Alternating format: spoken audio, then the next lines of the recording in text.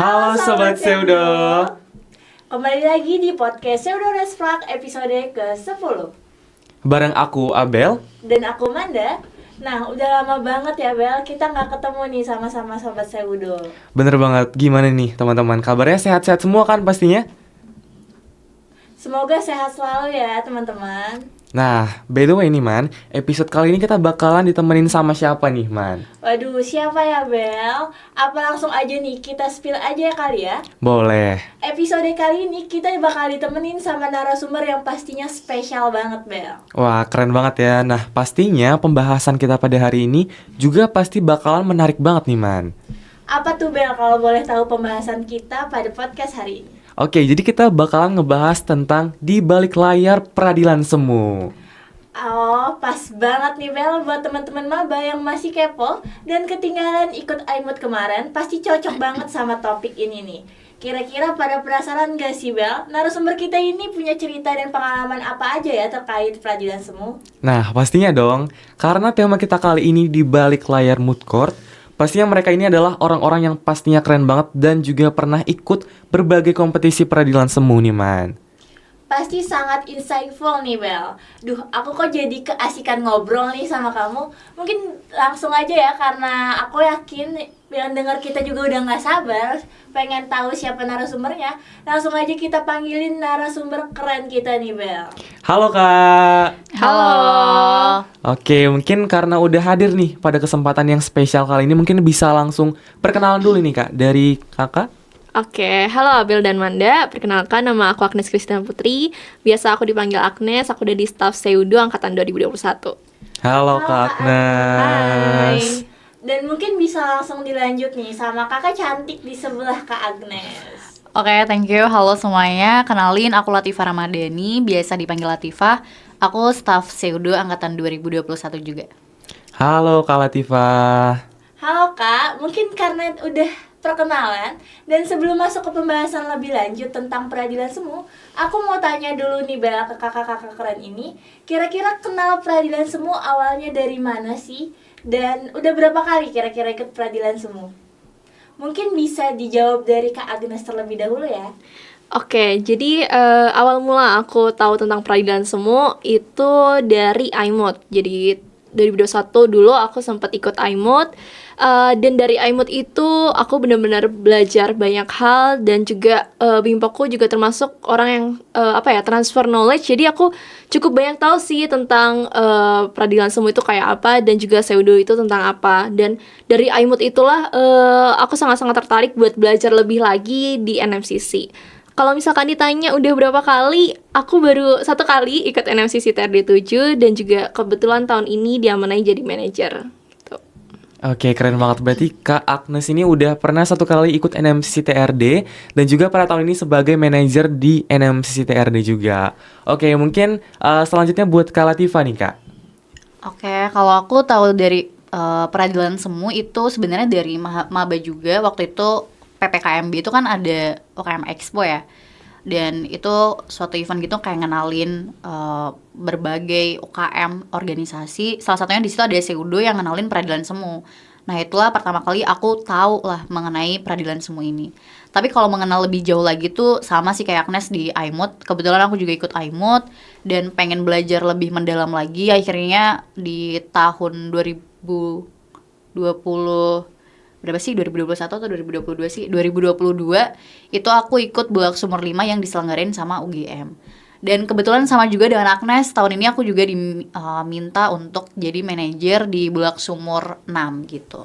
Oke, berarti baik Kak Latifah dan Kak Agnes itu awal mulanya sama-sama dari IMUT ya. Mungkin bisa lanjut gak sih Bel ke pertanyaan selanjutnya nih? Boleh, aku lanjut aja nih ya Kak. Mungkin apa nih yang buat kakak-kakak sekalian ini akhirnya tertarik untuk terjun lebih dalam lagi ke peradilan semu kayak misalnya NMCC nih Kak? Mungkin dari Kak Agnes dulu.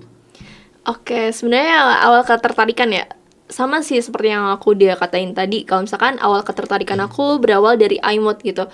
Bimbang aku banyak cerita sih, dan aku juga cukup cari-cari tahu tentang beliau. Terus kemudian aku tahu, oh ada kompetisi peradilan semu ini, terus ternyata bahas ini dan sebagainya gitu. Nah dari IMUT aku ngerasa kayaknya sangat penting nih buat jadi anak EVA yang benar-benar belajar tentang hukum dan gak cuma di kuliah gitu, kita bisa tahu prakteknya seperti apa. Dan aku rasa iMod belum cukup dan aku pengen belajar lebih banyak lagi sih di NMCC kayak gitu.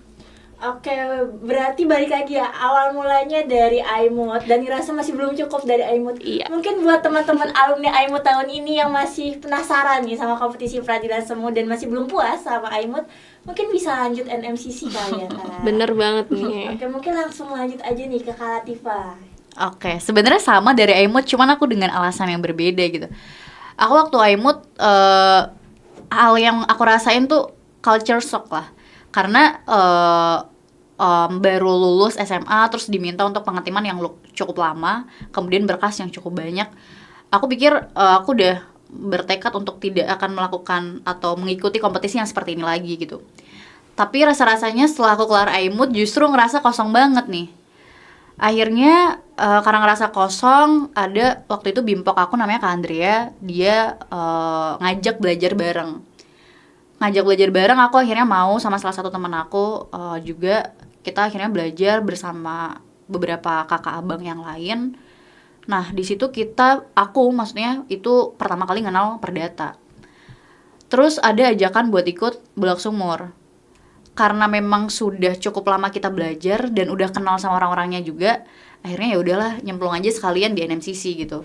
Akhirnya itu aku memutuskan untuk jadi delegasi NMCC Bulak Sumur 5 waktu itu. Oke, keren banget. Berarti itu merupakan alasan-alasan kakak sekalian nih buat akhirnya ikut ke NMCC. Oke, mungkin pertanyaan selanjutnya nih Kak. Kira-kira menurut Kak Agnes maupun Kak Latifah, kira-kira apa sih pentingnya mahasiswa Fakultas Hukum ikut peradilan semu nih Kak? Mungkin Kak Latifah? Oke, kalau dari aku pentingnya untuk ikut peradilan semu, ya sebenarnya setiap mahasiswa tuh punya ketertarikan masing-masing ya. Aku kira akan cukup penting ketika mahasiswa FH ini punya impian atau berkarir di bidang lawyer, terutama di bidang litigasi gitu.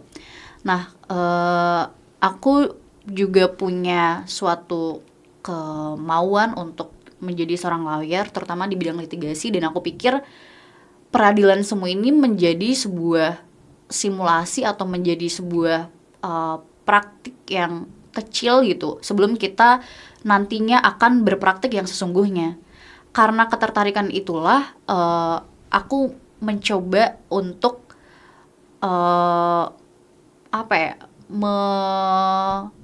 mengikuti lagi peradilan semu ini. Mengapa cukup penting? Karena ketika kita di peradilan semu, ketika dalam prosesnya itu, dalam jangka waktu pengetiman yang cukup panjang, kita akan dapat cukup banyak hal. Ya aku bilang nilai-nilai yang baik lah, atau value gitu. Yang kita dapatkan setidaknya ada 3 hal. Yang pertama hard skill, itu ya terkait dengan substance hukum yang kita akan dapatkan. Kalau sesuai sama temanya dan kemudian sesuai dengan bidangnya. Kedua soft skill, banyak yang bisa kita dapat lah. Cara untuk komunikasi, gimana sih kalau misalnya kita beda argumen sama orang lain, terus problem solving, disiplin, banyak hal yang bisa kita dapat. Dan ketiga adalah kemampuan kita untuk beradaptasi dalam jangka waktu yang cukup panjang itu. Jadi menurutku cukup penting ketika memang kita punya keinginan untuk menjadi lawyer, terlebih di bidang litigasi, itu akan sangat membantu sih menurutku. Oke, jadi ikut peradilan semu itu dapat membangun soft skill, hard skill, maupun kemampuan beradaptasi ya Kak. Mungkin kalau dari sudut pandang Kak Agnes nih apa? Oke, secara umum sih sudah lebih banyak dijelaskan sama Latifah ya. Tapi kalau dari aku sendiri ada 2 hal sih yang benar-benar penting dan bisa didapatin dari peradilan semu itu adalah gimana caranya kita bisa belajar dan juga berpikir dengan kritis, dan juga gimana caranya biar kita bisa bekerja di bawah tekanan gitu. Karena dengan jangka waktu peradilan semu yang sangat panjang dan juga terbagi di 2 tahap pemberkasan, persidangan, aku yakin teman-teman bisa sih dapetin gimana sih caranya kita bisa berpikir untuk kritis dan juga mau nggak mau kita harus menyelesaikan itu dengan tepat waktu gitu sih. Nah, ternyata ikut peradilan semu itu manfaatnya banyak banget ya Kak. Salah satunya seperti yang disebutkan oleh Kak Latifah maupun Kak Agnes untuk membangun soft skill, hard skill, kemampuan beradaptasi maupun kemampuan berpikir kritis, Bel. Yes, bener banget. Oke, mungkin karena tadi udah diceritain tentang manfaat-manfaat nih Kak dari peradilan semu itu sendiri, mungkin udah banyak yang tertarik nih mau ikut NMCC. Nah, kita mau nanya nih, kira-kira buat ikut kompetisi peradilan semu tuh apa aja Kak yang perlu disiapin? Apakah hanya buat legal opinion aja atau ada hal-hal lain mungkin bisa diceritain Kak Agnes? Oke, sebenarnya untuk punya ketertarikan mau ikut peradilan semu, satu hal yang paling penting buat teman-teman adalah untuk belajar dulu nih dasar-dasar hukumnya. Kalau misalkan ambil NMCC pidana, ya tentu belajar dulu tentang hukum pidana, tentang hukum acaranya di KUHP, terus mungkin undang-undang terkait khususnya di kasus yang diadakan di NMCC itu gitu. Selain teman-teman harus paham tentang dasar-dasar ilmunya, baru teman-teman coba untuk misalkan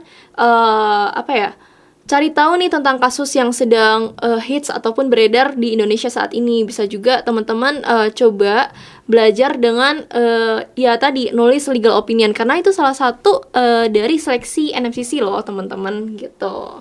Oke, ternyata legal opinion juga salah satu seleksinya. Namun ada banyak tahap yang harus dipelajari juga ya Kak. Oke, mungkin lanjut nih Man. Bel, BTW nih ya Bel, aku tuh sedikit penasaran nih. Emang bener ya Kak, kalau mau ikut NMCC tuh katanya harus pintar. Karena pasti tiap ditanya orang, kalau terus kita jawab ikut NMCC, pasti orang-orang langsung jawab, wah kamu anak pintar dong. Bener gak sih Kak Latifah? Oke, sebenarnya kalau ditanya untuk masuknya apakah harus pintar atau enggak, ya bukan suatu kualifikasi yang wajib gitu. At least dia bisa mikir aja deh, itu kualifikasi yang wajib. Tapi apakah harus pintar? Menurutku enggak gitu. Karena sama halnya dengan kita kuliah, ya kita kuliah karena kita belum pintar, jadi kita mau menimba ilmu di situ. Begitulah proses kita dalam pengetiman NMCC. Kita mencoba untuk menarik teman-teman yang ingin belajar lebih lanjut lagi, yang punya semangat untuk belajar, berkontribusi, dan berkolaborasi lah dengan Seudo di peradilan semu, yang mana di dalamnya kita akan berusaha untuk mengupayakan mereka lebih baik lagi. Jadi pintar itu bukan input dia ketika akan masuk, tapi output yang kita harapkan gitu. Jadi kami selalu berharap untuk setiap ex-delegasi NMCC yang berproses tumbuh di Seudo dalam konteks peradilan semu, ini outputnya bisa jadi orang yang pintar, bisa orang yang lebih paham lah terkait dengan materi-materi yang udah dipelajari dalam jangka waktu proses pengetiman itu gitu. Jadi ya bukan harus pintar, teman-teman gak usah perlu takut gitu untuk mencoba, atau ketika teman-teman masih ragu untuk mau join NMCC karena takut mungkin karena ngerasa gak pintar, tidak perlu takut. Tapi yang kita lihat kalau dari sudut pandang orang yang menerima delegasi adalah semangat dan tekad mereka lah untuk belajar, gitu aja sih. Oke Kak, berarti nggak harus pintar ya kalau mau ikut NMCC, tapi bersama-sama mencoba menjadi pintar lah di NMCC. Mungkin bisa dilanjut Bel? Oke, karena aku lihat kakak-kakak sekalian ini udah ikut lomba NMCC nih. Mungkin di awal waktu masih maba, kira-kira kenapa nih Kak lebih milih ikut kompetisi peradilan semu dibandingkan dengan kompetisi yang lainnya? Kan ada banyak tuh ya Man, ada KTI, ada debat, dan juga ada mungkin legal opinion, ada banyak tuh. Kira-kira kenapa harus kompetisi peradilan semu? Bener banget Bel, aku juga penasaran karena banyak banget, dan peradilan semu untuk maba itu kan waktunya cukup lama ya Bel. Yes. Mungkin bisa dijawab oleh Kak Latifah terlebih dahulu. Oke, waktu maba sebenarnya kebetulan pertama kali lomba yang aku ikutin tuh debat nasional waktu itu.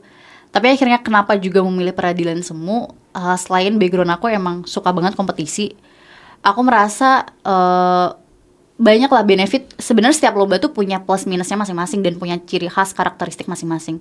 Tapi peradilan semu ini menurutku karakteristik yang bisa kita ambil adalah kita bisa untuk melihat praktik hukum yang sebenarnya tuh kayak gimana gitu. Itulah yang ngebuat aku sangat tertarik untuk berdinamika di peradilan semu, dan terkhususnya sebenarnya di Seudo. Karena mungkin impianku atau tujuanku mau ke sana, goals aku mau ke sana, terus aku juga punya keingintahuan kayak pengen nge-challenge diri sendiri aja deh gitu. Peradilan semu kan menurutku kompetisi yang cukup berbeda dibanding yang lain gitu. Jangka waktu pengetimannya, kemudian pressure-nya, terus berkas yang harus dibuat itu banyak banget. aku pengen challenge diri aku aja gitu. Gimana ya kalau misal aku masuk ke mood court gitu, bisa nggak bertahan gitu. Dan akhirnya ya ternyata 1 tahun cukup senang gitu, bisa bertahan dan juga survive sama teman-teman yang lain. Oke, berarti Kak Latifah ini pengen men-challenge dirinya sendiri dan akhirnya bisa survive nih di lomba NMCC. Mungkin dari Kak Agnes gimana nih Kak? Oke, kalau aku sendiri sebenarnya kenapa pilih NMCC TRD waktu itu sesimpel sebenarnya waktu itu karena bimpok aku dulu juga sempat ikut NMCC TRD kan, dan aku melihat betapa kerasnya perjuangannya, terus melihat obsesi ke hasilnya juga. Kok bisa ya orang-orang tuh bikin berkas setinggi itu gitu, kok bisa emang gimana sih pengetimannya, emang gimana sih cara belajarnya, terus kok bisa tahu banyak hal tuh kayak gimana. Itu sih banyak muncul pertanyaan-pertanyaan di otak aku, dan ya salah satu hal yang bisa alasan aku untuk jadi tekad aku untuk kayak akhirnya kita bisa nih, atau aku bakal join nih di NMCC TRD waktu itu. Dan menurut aku setiap kompetisi punya plusnya masing-masing sih. Nah, salah satu plus yang aku ambil dari peradilan semu pidana ataupun peradilan semu pada umumnya ya, balik lagi sih kayak yang tadi, manfaat-manfaat yang bakal kita dapetin gak cuma secara substansi, tapi balik lagi kita bisa tahu gimana praktiknya di dunia nyata, kita bisa tahu cara riset bahkan ke praktisi hukum, bahkan kita juga bisa tahu gimana sih caranya kerja secara tim, yang mana kita kan banyak banget ya delegasinya, ber-15, dan harus bisa survive dengan baik dan menghasilkan proses yang baik gitu sih. Jadi sebenarnya berangkat dari pertanyaan-pertanyaan ke orang-orang keren gitu ya Kak? Iya, benar banget sih. Wah, keren banget ternyata. Nah, mungkin aku juga penasaran nih. Mungkin dari Kak Agnes dulu nih ya. Kenapa Kak Agnes lebih milih peradilan semu pidana, sedangkan Kak Latifah nih, kenapa lebih condong ke peradilan semu perdata? Mungkin dari Kak Agnes dulu nih Kak. Sama sih seperti yang tadi aku udah bilang, karena udah ada obsesi duluan nih sebenarnya sama cerita-cerita bimpok aku, dan juga kayaknya seru gitu. Apalagi kan NFC TD waktu itu diadain di Bali kan, yang nyelenggarain udah enak. Aduh, kayaknya seru banget gitu kan kalau offline kita jalan-jalan tapi ternyata lomba gitu. Jadi kenapa nggak dapet dua hal itu sekaligus gitu.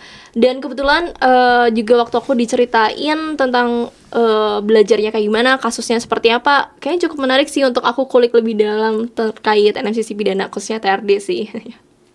Jadi karena NMCC pidana ini kakak bisa liburan sambil lomba gitu ya? Bener sih, itu salah satunya. Oke, mungkin bisa lanjut ke Kak Latifah nih. Kenapa lebih memilih NMCC perdata dibandingkan pidana? Sebenarnya karena memang sudah terlanjur belajar tadi yang aku ceritain, belajar sama teman-teman kakak abang yang lain lah, udah terlanjur nyemplung di perdata, ya udah dilanjutin aja sekalian. Tapi selain daripada itu, aku suka aja hal-hal yang baru gitu. Karena di IMUT kan, di IMUT tuh pasti pidana kan, kalau di FH Undip. Ya aku pengen coba aja untuk hal yang lain. Kebetulan waktu itu adanya TRD sama Bulsum. TRD kan udah pasti pidana. Akhirnya aku memutuskan pengen coba di Bulsum karena memang ranahnya yang berbeda, pengen belajar hal yang lain aja gitu. Oke, berarti Kak Latifah ini pengen mencoba hal yang berbeda dari yang lain dan udah keduluan belajar gitu ya Kak. Berarti akhirnya nyoba yang Bulsum. Nah, ternyata seru banget nih kedengerannya. Tuh kan, guys, ikut kompetisi itu bukan cuman dapat substansinya doang, tapi ternyata ada dapat hal-hal yang lain yang juga pastinya sangat beneficial nih buat diri kita. Salah satunya dapat keluarga baru juga nih, Man. Bener banget, Bel. Benefit dari ikut peradilan semu tuh apa aja sih Kak kira-kira? Selain dapat substansi tadi dan dapat keluarga baru dan pastinya tadi dapat jalan-jalan sambil lomba, itu apa aja ya selain itu kira-kira? Mungkin ke Kak Agnes dulu ya. Oke. Mungkin yang belum disebutin kali ya tadi. Aku jadi bisa tahu gimana caranya beradaptasi dalam sebuah tim gitu. Karena sebelumnya aku belum pernah sih lomba ataupun kayak istilahnya kerja kelompok gitu ya dulu kalau sekolah dengan manusia yang sebanyak itu, dan kita tinggal bersama-sama selama jangka waktu yang lama gitu. Ya gimana caranya kita bisa bertukar pikiran, terus bisa menerima pendapat yang lain, tapi kita juga harus cari tahu yang benar yang mana. Menurut aku soft skill dan cara komunikasi, terus kemudian kerja secara tim itu penting banget sih, dan itu bisa diasah di peradilan semu gitu. Berarti substansinya bukan cuman hukum-hukum ya Kak, mengenai kehidupan juga pastinya diajarin. Itu bener banget sih.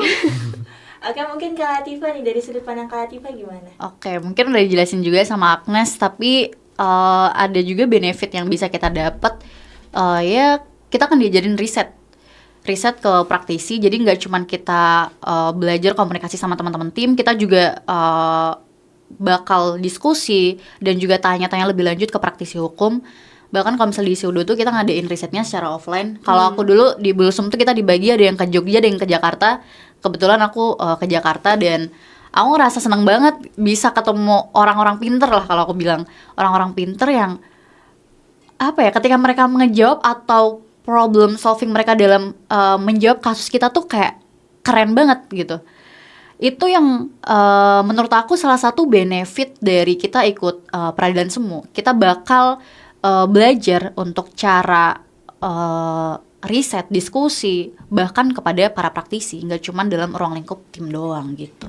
Oke, berarti Kak Latifah nih dapat kesempatan buat riset kepada praktisi yang ada di Jogja dan di Jakarta. Mungkin dari Kak Agnes, kemarin kan ada NMCC TRD tuh Kak. Kira-kira risetnya kemana tuh Kak? Mungkin bisa di-spill dikit. Oke, kalau Bulsum 2 tempat, kebetulan kalau TRD 3 tempat nih, kita ke Jakarta, kita ke Semarang, dan juga kita ke Bali gitu. Jadi kita riset ke 3 tempat, dan tentunya dengan riset di daerah yang berbeda-beda, kita bisa nemuin pandangan-pandangan praktisi yang juga berbeda-beda sih gitu. Oke, keren banget. Ternyata bener guys, kita nggak cuma dapat substansi doang, cuman kita juga dapat yang namanya koneksi dengan praktisi-praktisi hukum dari berbagai daerah, kayak misalnya Kak Agnes tadi ke Bali, ke Jakarta dan juga ke Semarang. Begitupun Kak Latifah, Bulak Sumur, risetnya sampai ke Jogja dan juga ke Jakarta.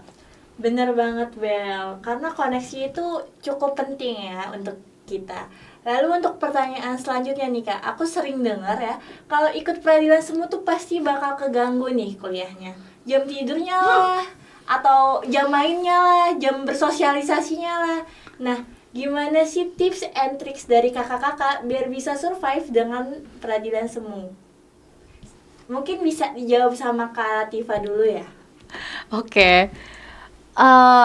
Jujur kalau berdasarkan pengalaman aku ya terganggu sih. Dalam artian kita ngetim, kalau zamanku dulu tuh dari jam 1 siang sampai jam 6 sore, kemudian dari jam 8 malam lanjut lagi sampai pagi gitu. Bener-bener sampai pagi, kemudian kuliah jam 6 udah harus datang ke kampus. Dan itu bener-bener capek, lelah lah. Aku ngerasa baik secara fisik atau mental. Tapi kembali lagi, sebenarnya kalau misal orang-orang bilang ikut moot court jadi terganggu akademiknya atau IP-nya jadi turun, ya menurutku nggak bisa untuk disamaratakan atau dibikin stereotip seperti itu gitu. Karena kembali lagi ke orang-orangnya. Banyak kok teman-teman aku dan mungkin aku juga, ketika kita menjalani proses pengetiman, kita masih bisa bertanggung jawab sebagai peran kita sebagai mahasiswa. Kita masih bisa bertanggung jawab kepada orang tua kita bahwa kita datang ke kuliah, meskipun ya kadang suara dosen agak-agak kedengar gitu karena nggak fokus, tapi kita bisa mempertanggungjawabkan IPS atau IP semester kita masih bagus, atau at least ya 3,7, 3,8 lah, itu kan masih normal gitu. Tapi kalau misal ada yang bilang terganggu sampai IP-nya turun, ya ada juga gitu. Tapi kan itu hanya 1 sampai 2 orang lah. Artinya nggak bisa dikatakan ketika kita ikut moot court, khawatirnya nanti pasti akan kayak gini nih gitu. Enggak juga. Karena itu kembali lagi ke masing-masing individu, bagaimana mereka bisa untuk mengusahakan atau mengupayakan lah. Ketika kita ikut kompetisi, kita juga bertanggung jawab atas akademik kita gitu. Oke, berarti ikut kompetisi peradilan semu itu bukan berarti akademiknya berarti tertinggal. Itu semua balik lagi ke kita, gimana kita belajar dan juga gimana kita mempertanggungjawabkan sebagai mahasiswa. Mungkin dari Kak Agnes gimana nih Kak? Oke, sebenarnya aku setuju sih gimana caranya, setiap orang tuh pasti punya cara buat bagi waktunya kan. Nah, kalau aku dulu, tapi kan kebetulan dulu aku online ya, terus sisanya semester 3-nya itu baru offline. Dulu caraku adalah kalau misalkan emang udah waktu ngetim, ya udah ngetim karena itu kan kewajiban kita gitu. Tapi kalau misalkan emang ada tugas nih, biasanya ya kerjain setelah ngetim gitu. Karena itu mau nggak mau kan kayak gimana caranya kita bisa selesaiin kewajiban kita dan dua-duanya harus selesai gitu. Dan biasanya tipsnya mungkin adalah ngerjain tugas yang deadline-nya lebih mepet lah istilahnya, atau tugas mana yang lebih gampang untuk dikerjakan. Itu sih kuncinya. Dan hilangin sih menurut aku stigma-stigma kayak gitu ya. Karena kalau misalkan dari diri kalian udah mindsetnya kayak gitu ya bakal untuk ikut NMCC bakal terganggu juga karena kalian bakal kayak mikirin duh gimana ya. Tapi kalau misalkan kalian bisa tenang dan juga yakin sama diri kalian ya aku yakin pasti bisa sih dan nggak bakal terganggu juga kok. Buktinya sampai sekarang kita juga aman-aman aja sih ya. Aman. Oke, berarti ikut NMCC itu bukan berarti menghancurkan IPK ya, Kak? Bener banget sih. Yang penting bisa bagi waktu, keren banget sih. Terus aku mau nanya nih Kak, aku penasaran nih Bel. Mungkin rasa penasaran aku bisa Abel sampaikan kali ya. Oke, kayak saking penasaran jadi aku yang nyampein nih.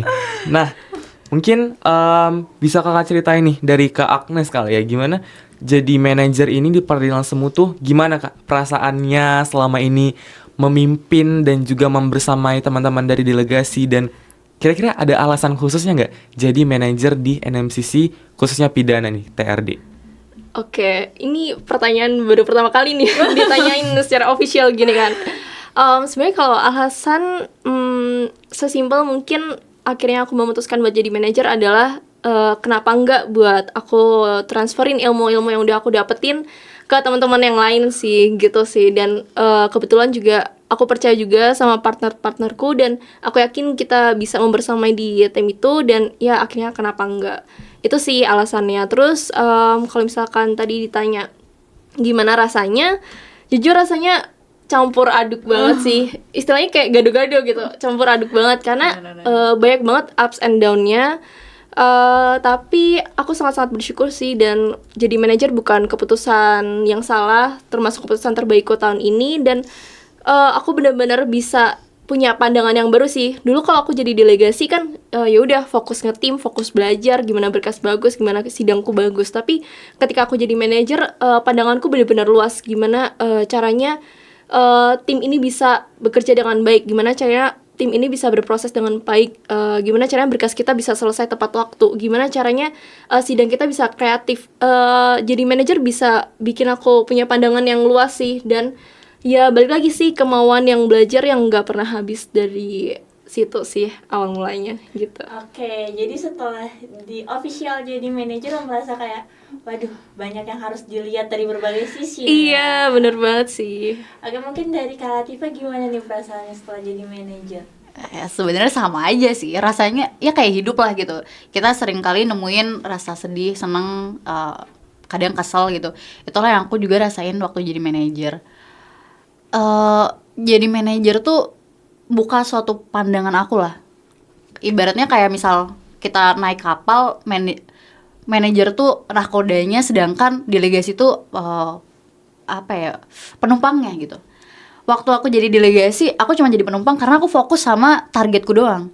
Tapi ketika jadi manajer tuh rasanya semua hal perlu kita pikirin. Gak cuma terkait substansi doang, tapi banyak hal yang perlu kita pikirin yang non-substance. Terus banyak permasalahan-permasalahan tim yang itu sebenarnya gak berkaitan sama substance yang harus kita pikirin, perlu kita selesaikan. Dulu waktu aku jadi delegasi, aku kebetulan jadi penggugat dan aku cuma mikirin bagianku aja. Tapi ketika aku jadi manajer, itu aku harus mikirin dari 3 POV. Jadi dari penggugat, dari tergugat, dan nanti pertimbangan hakimnya kayak gimana gitu. Itulah yang menurut aku cukup berat ketika jadi manajer dan ada suatu beban tersendiri, takut atau keliru ketika salah ngarahin delegasi kayak gimana gitu. Ada cukup banyak lah hal-hal yang aku rasakan dan aku takuti waktu aku jadi manajer sebenarnya. Tapi bersyukurnya adalah dari situ aku berani untuk nge-challenge diriku lagi gitu. Gimana cara aku untuk bisa menyelesaikan problem dari anak-anak delegasi aku yang waktu itu Bulsum tuh ya cukup banyak lah problemnya, nggak terkait substance doang. Kadang ada tiba-tiba dapat info berantem lah antara A dan B gitu. Terus ada yang tiba-tiba masuk rumah sakit dan ya aku ngerasa karena memang mereka adik-adik aku ngerasa mereka keluarga, ya kita lah yang harus ngedampingin pernah sampai subuh gitu-gitu. Banyak hal-hal yang sebenarnya tuh nggak berkaitan sama substansi, tapi kita selaku manajer kita harus turut serta hadir di hidup mereka, membantu mendampingi mereka gitu. Kalau ditanya alasannya kenapa jadi manajer, ya pertama karena mungkin aku pernah jadi delegasi di Bulak Sumur dan kemudian ketika diminta, kebetulan juga dimintanya sama Esterlina, salah satu teman aku juga. Akhirnya aku memutuskan ya sama kayak Agnes sih, kenapa enggak gitu. yang aku pengen bilang bahwa salah satu tujuan manusia tuh selain bermanfaat untuk dirinya sendiri, aku selalu mengharapkan diriku juga bisa bermanfaat bagi orang lain gitu, adanya aku gitu. Akhirnya karena memang diminta dan aku merasa aku bisa berkontribusi juga di situ. Aku sudah banyak belajar di sini. Akhirnya aku memutuskan untuk jadi manajer dan aku sangat bersyukur dan itu merupakan salah satu pilihan terbaik aku juga di tahun ini sih gitu. Wah, berarti manajer itu nggak cuman ngurusin delegasi doang dari satu POV doang, cuman ada banyak hal-hal yang bahkan non substan yang harus diurus oleh manajer sendiri. Dan dari Kak Latifah maupun Kak Agnes juga sama-sama bersyukur dan bangga gitu ya menjadi seorang manajer di NMCC ini. Oke, mungkin pertanyaan selanjutnya, kan ngetim tuh nggak 1 bulan 2 bulan doang ya Man ya. Betul, Mungkin ada yang bisa sampai ya berbulan-bulan bahkan sampai malam dan juga mungkin lebih larut gitu. Kira-kira dari kakak-kakak sekalian nih, khususnya sebagai manajer maupun juga sebagai delegasi, ada nggak sih momen-momen yang berkesan banget nih, yang paling melekat di dalam hati kakak-kakak sekalian? Mungkin dari pemberkasan atau mungkin waktu persidangan? Mungkin dari Kak Agnes? Oke, banyak sih ya sebenarnya momen berkesan. Tapi kalau misalkan aku rangkum ketika aku jadi delegasi sama manajer, mungkin pertama waktu riset sih. Karena kalau jadi delegasi, aku ikut nggak sama manajerku gitu. Oke, kita riset ke sini, jadwal hari ini apa. Tapi ketika aku jadi manajer, gimana nih caranya sehari ini kita bisa dapat riset berapa? Kita udah memaksimalkan waktu berapa gitu. Itu sih riset adalah momen yang sangat-sangat berkesan buat aku karena aku juga bisa lebih dekat lagi sama delegasiku dan juga aku bisa lebih kenal sama teman timku. Terus yang kedua mungkin ini hari-hari menuju pengumpulan berkas. Itu nggak akan pernah terlupakan sih hari-hari menuju pengumpulan berkas karena benar-benar istilahnya satu tim, official, manager semuanya kayaknya mengerahkan kekuatannya tuh di situ benar-benar tercurahkan dan aku rasa bahkan sampai teman-teman Seudo pun membantu, aku benar-benar istilahnya ngerasa terharu gitu. Gila ya, ternyata nggak cuman aku doang gitu deh di sini yang berkompetisi, tapi teman-teman juga ada yang support gitu. Jadi itu benar-benar sangat membukakan mataku lah. Yang ketiga mungkin waktu hari H kemarin TRD di Bali itu benar-benar sangat berkesan banget dan menurut aku nggak bisa terlupakan sih gimana deg-degannya, gimana paniknya, gimana cemasnya gitu. Itu sih mungkin momen-momen yang berkesan dan cukup selalu aku ingat sih ke depannya. Terakhir mungkin yang nggak bisa disepelekan, ice cream time. Pasti yang paling semua tahu mengasihkan. kan, iya. Ice cream time itu Iya. kayaknya semuanya menanti-nanti ya. Nah, itu dia. Oke, berarti menurut Kak Agnes momen-momen yang paling mengesankan itu ada di riset, pengumpulan berkas dan hari H sendiri. Mungkin Benar dari banget. Kak Latifah nih, selama Bulsum berjalan, kira-kira momen paling tidak terlupakannya di bagian mana sih Kak? Oke, mungkin sebagai waktu aku delegasi dulu ya. Waktu pemberkasan sih yang paling aku inget kebetulan job deskku tuh buat gugatan. Terus suatu ketika ada perubahan alur lah. Itu dari jam 10 malam dan manajerku bilang, "Oke, pagi ini harus selesai ya." gitu. Pagi ini tuh merujuk ke jam 2 pagi. Nah, di situ manajerku bilang, "Kalau misal nggak selesai semua nggak tutup sesi." Nah, itu menurutku sangat berkesan banget, bukan yang berkesan menyenangkan sih sebenarnya, tapi gimana ya, aku ngerasa ke-pressure banget waktu itu gitu. Aku ke-pressure untuk ngerjain pekerjaan aku ke-pressure ketika teman-teman aku nggak bisa tutup sesi gitu. Tapi akhirnya dari situ aku ngambil suatu nilai bahwa ya memang mungkin ginilah nanti gitu ketika kita bekerja atau hidup sesungguhnya. Karena kita nggak bisa untuk terlalu santai atau cuman mikirin diri kita sendiri. Ada cukup banyak hal yang perlu untuk kita pikirkan gitu. Itu pertama. Kedua, waktu kumpul berkas juga aku ingat itu sekitar 3-4 hari kita benar-benar gak tidur. Terus kebetulan juga waktu itu kan hard file ya, berkasnya harus dikirim ke Jogja. Adalah beberapa halaman itu salah atau keliru, jadi kita harus memperbaiki lagi, cabut berkasnya kemudian tempel lagi gitu. Itu benar-benar nguras tenaga dan emosi sih, karena ya tahu orang berbanyak nggak tidur emosinya kayak gimana. Adalah berantem itu sambil nangis dikit. Terus waktu kalau misal aku jadi manajer, yang paling mengesankan sebenarnya ya sama sih, yang paling aku ingat juga di hari H. Aku ngelihat sidang mereka tuh sangat terharu gitu. Ngerasa yang kayak anak-anak waktu masuk yang kelihatan gak tahu apa-apa gitu sebenarnya, tapi akhirnya di ujung cerita tuh mereka pinter banget. Aku kayak rasa sangat bangga gitu sama mereka, ngelihat sidang mereka yang menurut aku perfect, dan aku ngerasa itu sidang terbaik yang mereka tampilkan di hadapan aku gitu. Aku sangat bangga dan itu sangat mengesankan bagi aku karena ada cukup banyak perubahan yang mereka tunjukkan dan mereka berikan kepada aku. Kayak, ini aku jadi manajer capek, tapi ketika ngelihat hasil dari mereka itu menghapuskan segala lelah gitu, segala capek yang aku rasain gitu. Jadi itu mungkin beberapa hal yang aku sangat yang sangat berkesan lah bagi aku ketika aku jadi delegasi atau jadi manajer.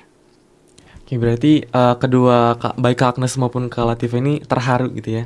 Banyak banget momen-momen yang pastinya nggak bisa dilupakan waktu menjadi manajer maupun jadi delegasi gitu. Nah, mungkin kita fokus ke persidangan nih Kak. Jadi kan waktu persidangan itu bakalan ada yang namanya berkas baca. Mungkin dari Kak Agnes maupun Kak Latifah, kalau misalnya lupa baca nih, lupa berkas bacanya waktu saat ingin menyampaikan misalnya gugatan ataupun mungkin tuntutan ataupun dan sebagainya macamnya, kira-kira ada yang bisa diimprove atau mungkin tips and tricks nih Kak, biar nggak kelihatan kayak wah diem atau tiba-tiba kayak nggak bisa atau kita nge-freezing gitu. Mungkin kira-kira ada tipsnya nggak Kak? Mungkin dari Kak Latifah? Oke. Jadi kalau misal berkas baca, gimana cara kita biar nggak lupa dan berhenti di tengah jalan? Yang pertama adalah jangan grogi. Tapi jangan grogi ini sulit untuk dilakukan, apalagi di hari H gitu. Jadi yang aku selalu bilang ke mereka adalah untuk membacanya tuh pelan-pelan. Jadi ketika kita ngebacanya pelan atau ngomongnya pelan, itu kita punya waktu buat mikir dulu gitu. Terus kemudian sering banget nih anak-anak tuh sering improve di pertanyaan. Misal mau tanya ke saksi atau mau tanya ke ahli, mereka tiba-tiba lupa atau mereka tiba-tiba berhenti di tengah jalan gitu. Ya salah satu hal yang bisa dilakukan waktu itu aku ngasih taunya adalah sebelum kalian diminta hakim ketua buat tanya, kalian tulis dulu apa yang mau diomongin. Jadi itu refresh lah pikiran kita, biar kita tuh tahu apa yang mau kita omongin selanjutnya gitu. Dengan pakai itu menurutku cukup efektif gitu. Anak-anak bisa, atau waktu itu aku jadi delegasi aku juga bisa lah untuk mengatasi rasa-rasa kayak tiba-tiba nge-freeze di tengah jalan atau tiba-tiba lupa gitu, karena kita udah refresh otak kita mau ngomong apa selanjutnya gitu sih. Oke, jadi untuk mengantisipasi lupa ya Kak, dicatat dulu nih tulisannya sebelum nanya. Betul. Mungkin kalau misalkan dari Kak Agnes, tips and triknya apa nih Kak? Kalau yang pertama sama sih, kita harus tahu gimana caranya ngatasin grogi masing-masing gitu. Karena aku yakin orang-orang tuh beda-beda gitu gimana cara ngatasin groginya. Dan yang selalu aku terapin adalah pertama senyum. Kalau misalkan kita udah senyum, itu rasanya udah cair sih suasananya. Dan yang kedua kalau misalkan emang benar-benar lupa di tengah jalan, yang penting menurut aku adalah ingat apa inti pertanyaannya, ataupun apa inti dari keterangan ataupun jawabannya. Ketika kamu udah tahu nih intinya apa, mau gimana pun cara kamu menyampaikannya dengan istilahnya susunan kalimat yang berbeda, itu nggak akan terlalu merubah secara signifikan gitu. Dan selain itu ya aku setuju sih sama Latifah, biasanya dicatat dulu di buku, dan kalau misalkan berkas baca ya fokus dengan apa yang dibaca gitu. Jangan kayak ngelihat kanan kiri ataupun apapun kecuali sekedar nengok gitu ya, kayak gimmick. Tapi kalau misalkan emang udah ke berkas baca, aku selalu terapin ke mereka kalau misalkan baca ya baca gitu. Jangan terlalu kayak pengen lihat kanan kiri gitu, kita udah bisa gitu sih. Dan yang paling penting adalah banyakin latihan pribadi sih. Karena kalau misalkan kalian cuman fokus ke latihan sidang secara tim tapi lupa sama latihan pribadi, balik lagi sih akan kurang improve pasti gitu. Oke Kak, berarti harus fokus ya Kak jawabannya. Terus aku mau nanya nih Kak, kan delegasi MCC kan banyak banget ya Kak, kurang lebih tuh sekitar 16 orang. Kira-kira kakak-kakak entah sebagai manajer atau sebagai delegasi, pernah gak sih Kak salah sebut nama temen timnya nih? Mungkin dari Kak Agnes dulu nih. Oke, kalau waktu aku jadi delegasi, jujur nggak pernah sih ya salah panggil nama temen gitu, karena balik lagi kita kan bareng-bareng terus gitu. Tapi kalau jadi manajer, kalau sengaja tuh nggak pernah. Tapi pernah aja kayak beberapa kali waktu mau manggil misal namanya Latifah, tapi aku panggil malah namanya Rifki gitu. Jadi kadang suka ketukar, lebih ke ketukar sih sebenarnya, bukan lupa itu sih. Oke, berarti lebih ketukar gitu ya, Kak. Iya, bener banget. Kalau Kak Latifah gimana, Kak? Jujur aku juga gak pernah sih, baik sebagai delegasi atau manajer. Karena ya anak-anak Bulsum tuh, apalagi yang di Bulsum 6 tuh muka mereka benar-benar beda dan suara mereka juga beda. Jadi dari tone suaranya aja aku udah tahu ini siapa yang ngomong gitu. Tapi kalau seringnya tuh ya nggak sinkron aja sih, di otak mau manggil Agnes terus tiba-tiba mulutnya malah manggil Latifah gitu. Nah itu sering juga. Cuman kalau misal sengaja atau salah gitu tiba-tiba itu nggak pernah sih. Oke, namanya juga ngetim kan ya, Kak. Pasti mungkin ada sedikit salah, atau mungkin kayak Kak Latifah ini nggak pernah salah manggil nama delegasi gitu ya. Mungkin terlepas dari tantangan kakak sekalian sebagai manajer, mungkin gimana nih, Kak, caranya bagi tugas dan mengatur waktu ataupun manajemen waktunya sehingga memastikan semuanya tuh berjalan dengan lancar nih, Kak. Mungkin dari Kak Latifah dulu. Oke. Kebetulan kan manajer ada 3 ya. Jadi sebenarnya 3 itu punya fungsi masing-masing. Kalau misal di perdata ada penggugat, tergugat, ada hakim, di pidana juga ada JPU, ada PH, ada hakim juga. Itu biasanya kita pegang masing-masing gitu. Misalnya aku nanti pegang penggugat, terus teman aku satunya tergugat, teman aku yang lain pegang hakim gitu. Itu sebenarnya pembagian tugasnya agar kita bisa fokus lah. Tapi ternyata ya di realitanya kita bakal mikirin semuanya lah. Tapi itulah yang menjadi fokus kita. Terus gimana cara untuk memastikan semuanya berjalan lancar? Ya dengan terus-menerus follow up kerjaan dari anak-anak.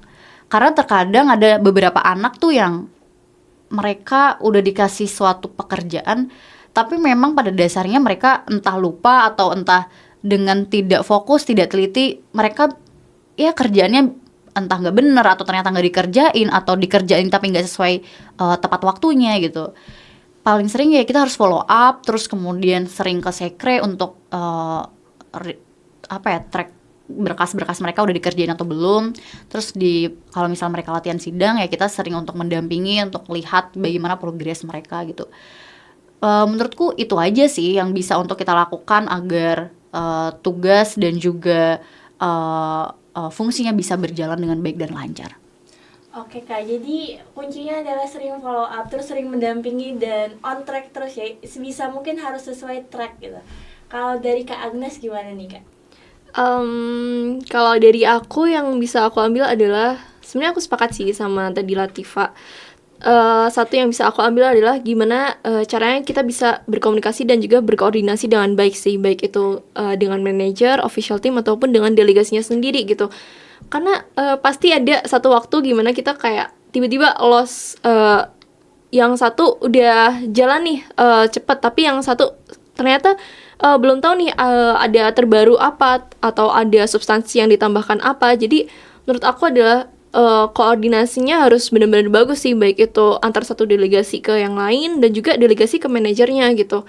Bisa aja manajernya udah sepakat nih, tapi ternyata belum sepakat sama delegasinya gitu sih. Itu menurutku butuh koordinasi dan juga komunikasi yang baik sih buat manajemennya. Oke, berarti untuk manajemen ini kita butuh koordinasi antara delegasi maupun juga sama manajernya ya, Kak. Oke, aku udah dengar cerita-cerita kakak sekalian ini keren-keren banget jadi manajer maupun delegasi NMC TRD maupun NMCC Bulak Sumur. Mungkin terakhir deh, ini aku mau nanya ke Kak Agnes dulu. Kira-kira apa prinsip yang kakak pegang teguh saat memimpin ataupun mungkin bekerja sama dengan tim baik delegasi maupun juga sebagai manajer selama keberjalanan NMCC ini, Kak? Keren banget sih, jujur pertanyaannya kayak prinsip gitu kan. Berasa ditanya prinsip hidup. Prinsip aku kalau misalkan jadi delegasi ataupun manajer waktu itu adalah aku selalu dibilang kayak gini. Kalau misalkan kamu udah terjun atau turun di satu kolam renang, kan berarti ini kolam renangnya peradilan semua gitu ya, kompetisi kita. Ya udah, gimana caranya kamu bisa berenang dengan baik dan selesai gitu. Dan itu adalah prinsip yang aku pegang dari awal dan aku komit gitu. Ketika aku udah komit jadi delegasi, ketika aku udah komit jadi manajer, apapun itu tantangannya, apapun itu ups and down-nya, mau nggak mau aku harus renang terus biar hal ini selesai, tapi harus selesai dengan baik juga gitu sih. Dan satu mungkin buat kalau misalkan teman-teman lagi sidang adalah show must go on gitu.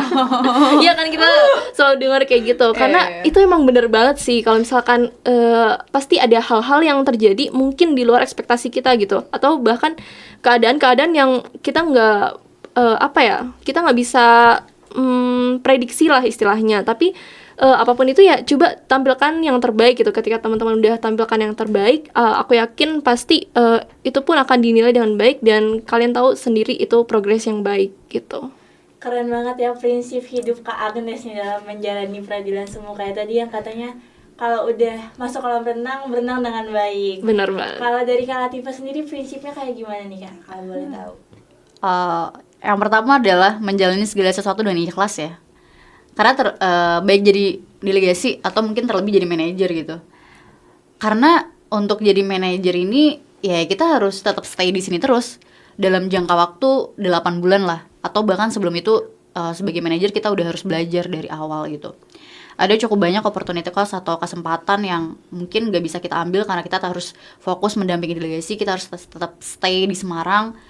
Tapi itulah harus ikhlas. Dan kemudian yang kedua, sama halnya yang disampaikan dengan Agnes, ada cukup banyak yang aku alami baik menjadi manajer atau delegasi, lika-liku atau dinamika dalam pengetiman gitu.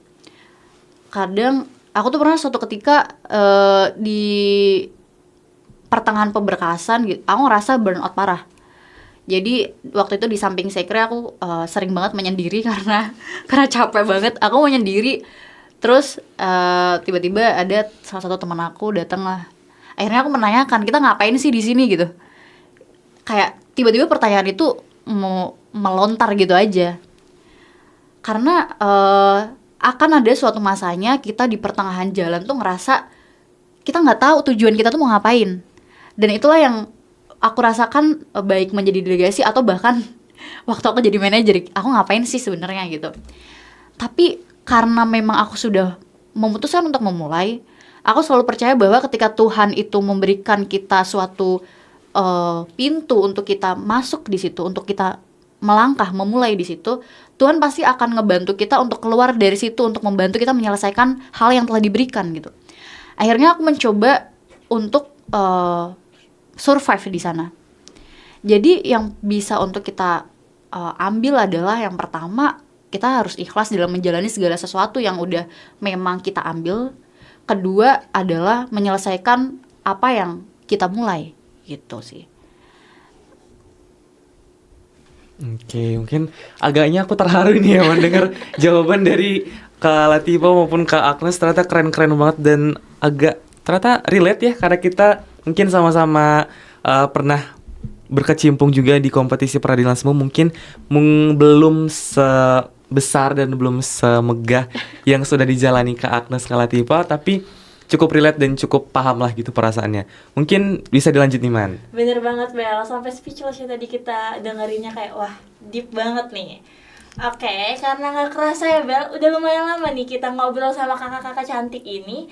Mungkin sebelum menutup episode 10 kita yang luar biasa ini, Kak Agnes mungkin bisa kasih harapan dan pesan kedepannya dulu nih buat Pseudo, sekaligus hitung-hitung closing statement. Oke, harapan pesan buat Pseudo ya. Menurut aku Pseudo itu bener wadah yang tepat sih sebenarnya buat mahasiswa hukum yang mau belajar dan juga berkembang, khususnya buat peradilan semu, dan juga menemukan relasi yang mendukung buat belajar gitu. Dan harapanku mungkin khususnya buat staff di bawahku dan juga TP ataupun bahkan calon TP nantinya adalah terus aktif dan terus hidup bersama Pseudo, terus bangun Pseudo. Terakhir adalah terus cintai Pseudo sih, karena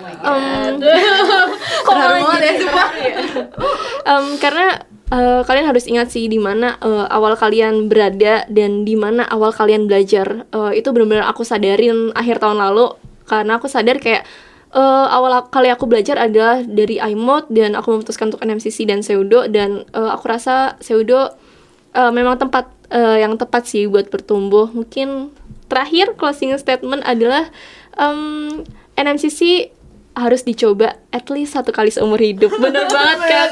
Ada closing statementku diambil Agnes. Itu harus dicobain sih. Oke, thank you Kak Agnes, keren banget. kita Berarti udah ada harapan bahkan buat calon TP nih ya. Bener Ditunggu banget, nih Bel. calon-calon TP. Dan jangan lupa sekali NMCC minimal ya kata Iya. Kak Agnes ya. Mungkin bisa untuk Abel juga itu pesan. Iya, bener mantap banget juga. itu. Buat kalian berdua deh. Iya. Oke, lanjut. Oke, mungkin thank you Kak Agnes buat pesannya, keren banget. Mungkin selanjutnya giliran Kak Tifa nih. Mungkin bisa dikasih Kak sedikit closing statement dan juga harapannya buat Pseudo nih Kak. Silakan. Oke, thank you. Apa ya? Ya, aku harap Pseudo kedepannya akan tetap dan menjadi lebih baik lagi lah sebagai tempat adik-adik nggak tuh dalam berproses tumbuh berkembang di lingkungan FH ini. Aku harap akan semakin banyak orang-orang yang lahir dari Pseudo lah, yang semakin baik lagi dalam menjalani kehidupannya di lingkungan Fakultas Hukum. Dan aku harap untuk setiap ex-delegasi, karena kita sudah belajar di sini, berkembang di sini, aku harap teman-teman tidak hanya berpikir untuk memberdayakan dan bermanfaat untuk dirinya sendiri. Aku harap kita bisa semakin banyak mencetak anak-anak Pseudo yang bisa untuk bermanfaat dan memberdayakan orang lain juga gitu sih. Thank you. Thank you Kak Tifa, emang kamu udah ngomongin pesan kesan buat Pseudo tuh bawaannya terharu, melau gitu ya Kak ya. Oke, Sobat Pseudo, nggak kerasa banget ya kita udah sampai di penghujung podcast kali ini. Makasih banyak buat semua yang udah ngikutin dari awal sampai akhir. Dan tentunya pantengin terus nih semua media sosial dari Pseudo Resprak. Dan untuk dapetin info-info yang pasti yang menarik, kece, dan inspiratif. Dan untuk tentunya update terbaru dari podcast kita nih. Bener banget, selain itu kita berdua mau ucapin banyak-banyak terima kasih buat Kak Agnes dan Kak Latifa yang sudah bersedia menjadi narasumber dan berbagi banyak pengalamannya untuk kita. Oke. Jangan lupa ya Sobat Pseudo, episode selanjutnya pastinya bakal makin seru dan penuh kejutan. Sampai jumpa di episode berikutnya. Bye. Oke, udah.